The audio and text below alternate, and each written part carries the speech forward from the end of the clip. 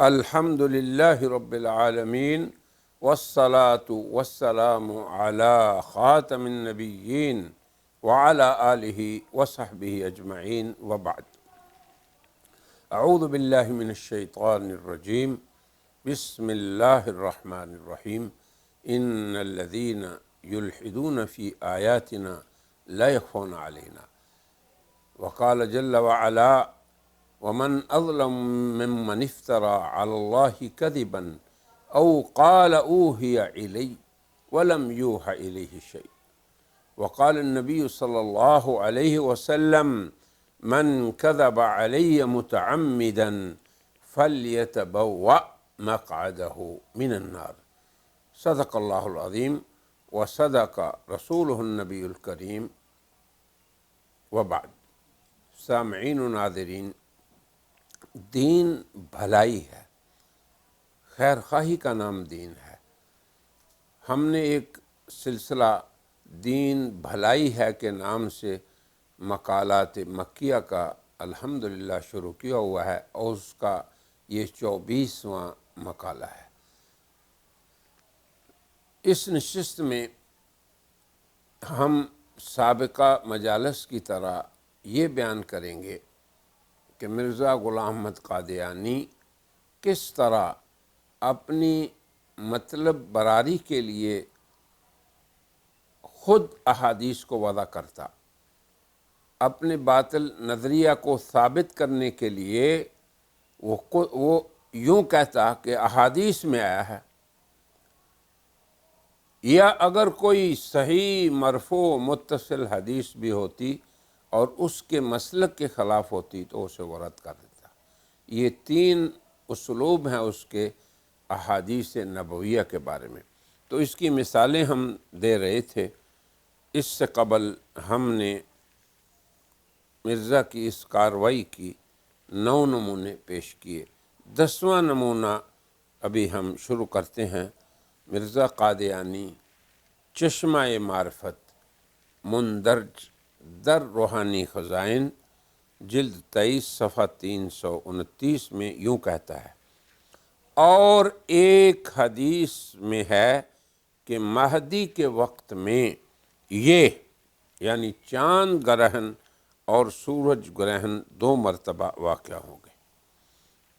ہم اولاً یہ کہتے ہیں کہ کسی بھی حدیث نبوی میں مہدی کے زمانہ میں خسوف قمر اور کسوف شمس یعنی چاند اور سورج کے گرہن کے واقع ہونے کا یکسر ذکر نہیں، یعنی یہ نہیں کہ رسول اللہ صلی اللہ علیہ وسلم نے فرمایا یوں، ایسی بات نہیں۔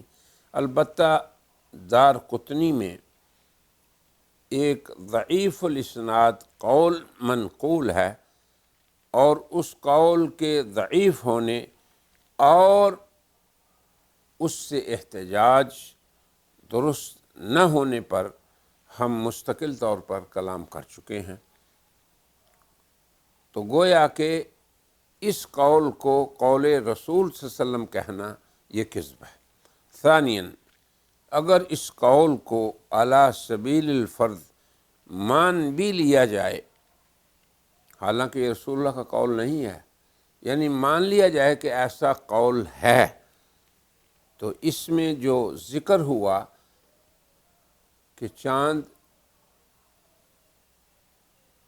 اور سورج کن کن تواریخ میں خلاف عادت واقع ہوں گے، وہ مرزا صاحب کے زمانے میں پائے جانے والے خسوف اور کسوف میں نہیں پائے جاتے۔ اس پہ مستقل طور پر ہمارا ایک مغالطہ ہے، مغالطۃ القادیانیہ فی الکسوف والکسوف، کہ قادیانیت کا خسوف و کسوف یعنی چاند اور سورج کے گرہن کے بارے میں مغالطہ، اس کا مطالعہ انشاءاللہ مفید رہے گا۔ ثالثاً ہم یہ کہتے ہیں کہ قادیانیت کے اب ذمہ ہے کہ اس موضوع یعنی مرزا کے زمانے کے خسوف و کسوف اور اس کے اندر مہدی کے ذکر کو اب کیسے ثابت کریں؟ صحیح حدیث ہو، مرفوع اور متصل ہو، اور وہ بخاری کی شرط پر ہو، جیسے کہ وہ مسلمانوں سے ایسا مطالبہ کرتا ہے، ورنہ اس قول کا قائل کذاب اور وضاع ٹھہرے گا۔ تو یہ ایک نمونہ ہم نے پیش کر دیا، 10واں نمونہ ہے یہ۔ 11واں نمونہ یہ ہے کہ مرزا قادیانی ازالۃ الاوہام مندرج در روحانی خزائن جلد 3 صفحہ 227 میں کہتا ہے، ایک اور حدیث بھی مسیح ابن مریم کے فوت ہو جانے پر دلالت کرتی ہے، اور وہ یہ ہے کہ حضرت صلی اللہ علیہ وسلم سے پوچھا گیا کہ قیامت کب آئے گی، تو آپ نے فرمایا کہ آج کی تاریخ سے 100 برس تک تمام بنی آدم پر قیامت آ جائے گی۔ اب یہ قول قادیانیت پہ واجب ہے کہ وہ اس کے مرجع کا ذکر کرے، اور معیار بھی وہی ہو جو مرزا قادیانی مسلمانوں سے مطالبہ کرتا ہے، ورنہ کہنے والا کذاب اور وضاع ہوگا۔ اب اگلا نمونہ جسے ہم نے کہا کہ 12واں نمونہ ہے، وہ ضمیمہ براہین احمدیہ مندرج در روحانی خزائن 21ویں جلد صفحہ نمبر 359 میں کہتا ہے، ایسا ہی احادیث صحیحہ میں آیا تھا کہ وہ مسیح موعود صدی کے سر پر آئے گا اور وہ 14ویں صدی کا مجدد ہوگا۔ مرزا کے اس قول میں 3 امور کا دعویٰ ہے، اور پھر ان تینوں امور کو احادیث صحیحہ، یہ نہیں کہا صحیح حدیث میں، یعنی بہت سی صحیح احادیث کی طرف منسوب کیا ہے۔ اب پہلی بات کیا ہے؟ حضرت مسیح موعود کا صدی کے سر پر آنا۔ دوسری بات کیا ہے؟ اس کا 14ویں صدی میں آنا۔ تیسری بات کیا ہے؟ اس کا 14ویں صدی کا مجدد ہونا۔ اب قادیانیت پر واجب ہے کہ وہ ان تمام امور کا اس بات صحیح، متصل، مرفوع احادیث سے کرے جو کہ بخاری کی شرط پر ہوں، ورنہ قائل کا جھوٹا ہونا بالکل ظاہر ہو گیا۔ 13واں نمونہ، مرزا قادیانی آسمانی نشانی مندرج روحانی خزائن جلد 4 صفحہ 370 میں یوں کہتا ہے، لیکن بڑی توجہ دلانے والی یہ بات ہے کہ خود حضرت صلی اللہ علیہ وسلم نے ایک مہدی کے ظہور کا زمانہ وہی زمانہ قرار دیا ہے جس میں ہم ہیں، اور 14ویں صدی کا اس کو مجدد قرار دیا ہے۔ اب آپ دیکھیں، اس کے بعد ہم ایک اور نمونہ پڑھتے ہیں، انجام آتم مندرج روحانی خزائن جلد 11 صفحہ 287 میں یوں کہتا ہے، اور اس میں ایک اور عظمت یہ ہے کہ رسول اللہ کی پیشین گوئی بھی اس کے پورا ہونے سے پوری ہوگی، کیونکہ آپ نے فرمایا تھا عیسائیوں اور اہل اسلام میں آخری زمانہ میں ایک جھگڑا ہوگا، عیسائی کہیں گے ہم اہل حق ہیں، اور مسلمان کہیں گے حق ہم میں ظاہر ہوا۔ اس وقت عیسائیوں کے لیے شیطان آواز دے گا کہ حق آل عیسیٰ کے ساتھ ہے، اور مسلمانوں کے لیے آسمان سے آواز آئے گی کہ حق آل محمد صلی اللہ علیہ وسلم کے ساتھ ہے۔ سو یاد رہے کہ یہ پیشین گوئی حضرت صلی اللہ علیہ وسلم کی آتم کے قصہ کے متعلق ہے۔ اب ہم نے ان کو جو جمع کیا ہے اس لیے کہ یہ یاد رہنا چاہیے کہ آتم نامی ایک عیسائی پادری تھا جس کے اور مرزا قادیانی کے مابین مناظرہ ہوا، اور مرزا نے اس آتھم پادری کے 15 ماہ بعد مر جانے کی پیش گوئی کی۔ جب مرزا اس پیش گوئی میں جھوٹا ثابت ہوا اور اس نے مذکورہ مقولہ وضع کر کے اسے رسول اللہ کی طرف منسوب کر دیا، جبکہ کسی بھی حدیث کی کتاب میں اس جیسی کسی پیش گوئی کا ذکر نہیں ہے۔ آتھم پہ بھی ہم نے اپنے مقالے میں جہاں پہ مرزا کی کذبات کو ذکر کیا ہے مفصل گفتگو کی ہے۔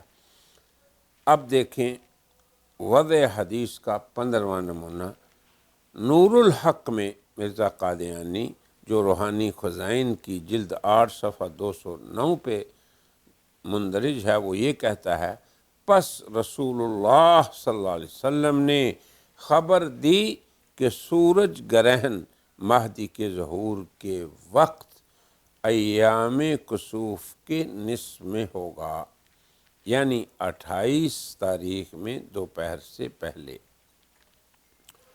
ہم نے جیسے پہلے بھی ذکر کیا کہ خسوف و کسوف سے مرزا کے استدلال پر ہم نے مستقل ایک مقالہ لکھا ہے اور وہ تمام وجوہ ذکر کیے ہیں جن پہ مرزا صاحب نے جن کی روشنی میں استدلال کیا، اور ان میں سے ایک چیز بھی درست نہیں۔ اس کا ہم نے وہاں مفصل ذکر کیا، مگر یہاں ہم مختصراً کچھ ذکر کر دیتے ہیں۔ اولاً یہ بات کہ خسوف و کسوف والا قول جناب نبی کریم صلی اللہ علیہ وسلم کی حدیث نہیں، مگر مرزا قادیانی نے اسے حضرت صلی اللہ علیہ وسلم کی طرف کذباً منسوب کیا۔ ثانیاً یہ قول ایک وضاع راوی اس نے محمد نامی شخص کی طرف منسوب کیا ہے، تو آیا وہ امام محمد باقر ہیں یا کوئی دیگر شخص ہے؟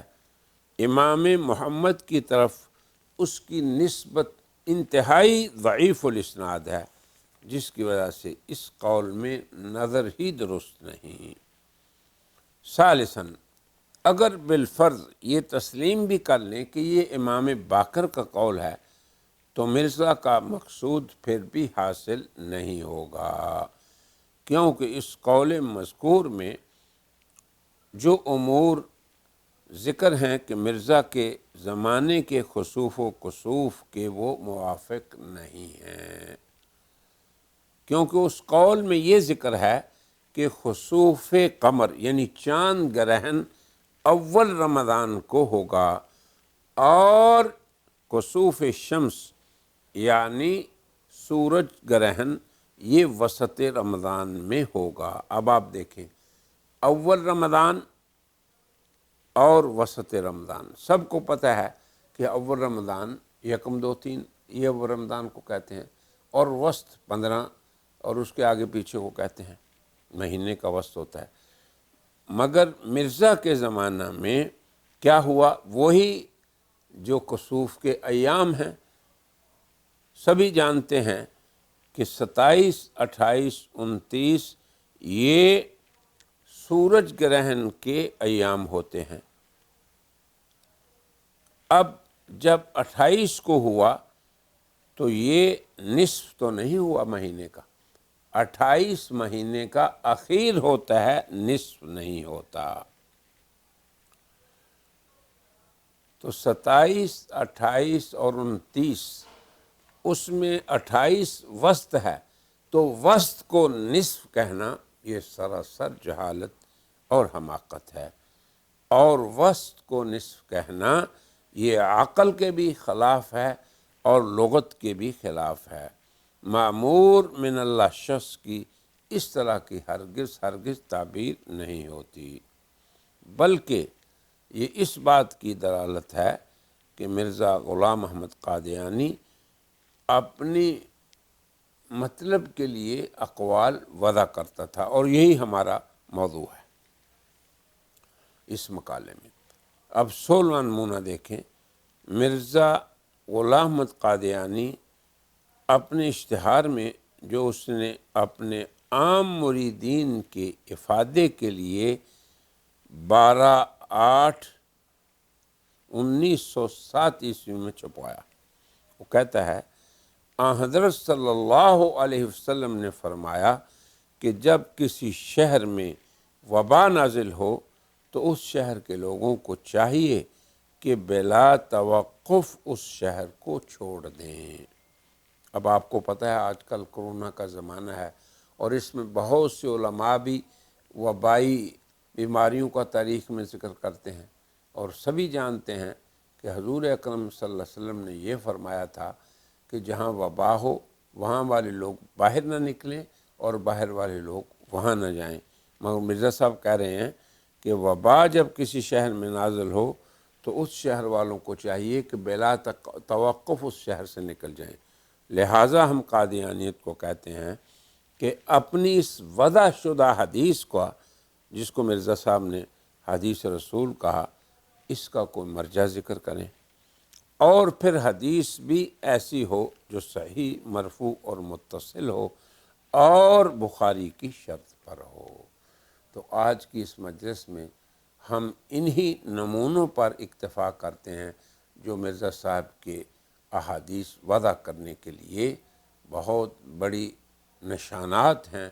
وآخر دعوانا ان الحمد للہ رب العالمین۔